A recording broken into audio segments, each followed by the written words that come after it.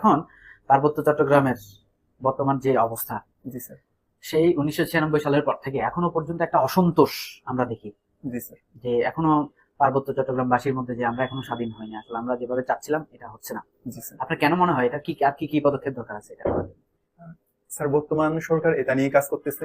তা সত্ত্বেও আমি যেটা মনে করি স্যার, উভয় পক্ষ থেকে যে শান্তি চুক্তিতে যে ধারাগুলো ছিল 72টা ধারা, সরকার ইতিমধ্যে 48টা ধারা পূর্ণ করেছে, বাস্তবায়ন করেছে, এবং যে বাকি ধারাগুলো আছে এগুলো সম্পূর্ণভাবে বাস্তবায়ন করার জন্য এখানে এই বাকিগুলোর মধ্যে এমন এক কোনো ধারা বলেন যেটা নিয়ে তুলনা খুবই অসন্তুষ্ট। যে ফেরত দেওয়া এই ব্যবস্থা নিয়ে এখনো অসন্তুষ্ট হয়ে গেছে, এবং বলা হয়েছে স্যার এখানে 72টা ধারার মধ্যে যে এই ভূমি বিরোধ নিষ্পত্তির ক্ষেত্রে জি আপনি স্যার। কি সরকারের বর্তমান সিদ্ধান্ত, যেগুলো যে সিদ্ধান্তটা এখন বাস্তবায়ন হচ্ছে, সেটাকে ফলো করবেন, নাকি আপনি যেটা মনে করেন যে আমাদের পার্বত্য অঞ্চলের বাসীদের জন্য যেটা জরুরি সেটা করবেন, কোনটা করবেন? স্যার আমি বর্তমান সরকার আমাকে যে নির্দেশটা দেওয়া হবে